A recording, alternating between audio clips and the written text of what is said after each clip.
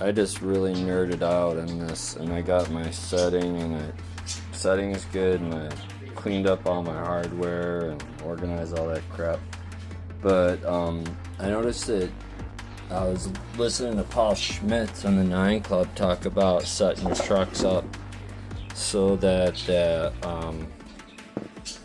this is parallel with your base plate's angled part there, so the truck should be parallel with that. So sometimes you need to put a washer under there if you're using like bones bushings. So I got those set up right on both trucks. It's the best I could with the Thunders. It's just the way that they're shaped makes it look a little different, but they're actually parallel. And I switched to Crystal Core 95As. I don't like wheels that have these lines on them. I just prefer the smooth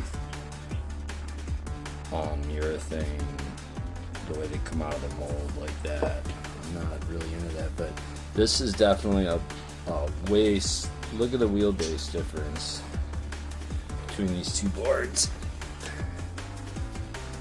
I mean, huge nose and tail on the OC board makes it really fun with a shorter wheelbase for like more technical stuff.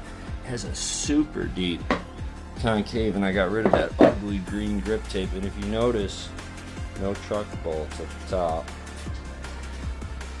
No hardware showing, because what I did was countersunk them like I did on this board, but put the grip tape over them, so it has a little cleaner look. And then I had to throw a little bit of abstract modern art on there to show what is the nose from the tail. But you can see this is an 875 compared to a 9, and they really, it's not an optical illusion.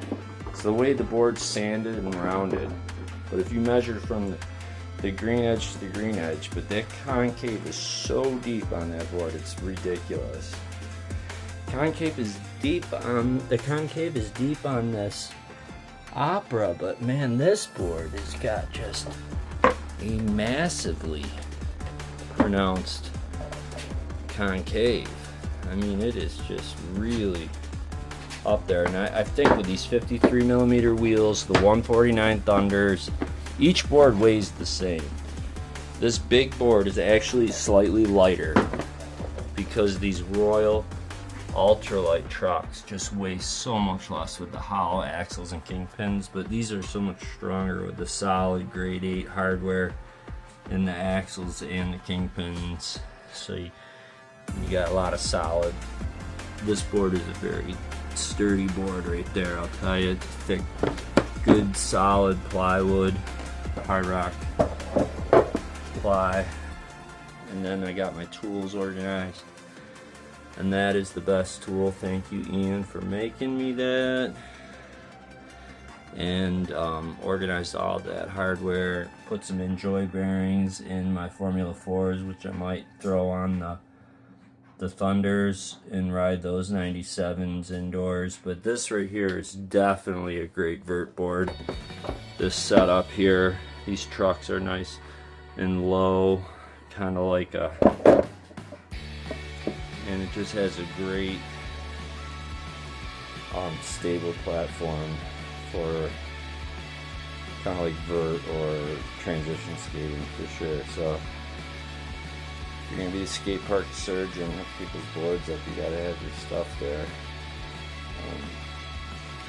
If they break something, just gotta get some hollow kingpins in those Thunders, and that'll lighten them up quite a bit, I betcha. Can't do anything about the axles. Definitely did something about putting that Pepper Midnight grip tape on there. That looks way better. So that OC is 875 versus an Opera 9.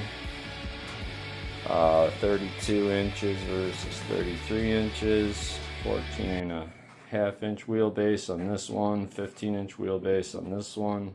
And the trucks also lengthen the wheelbase. The Royal ultralights are like a, almost like an Indy mid or a low, like in height, but like maybe 52 millimeters. Where these are 55, the Thunders, they really are up higher to be like, I guess, like the new Indies.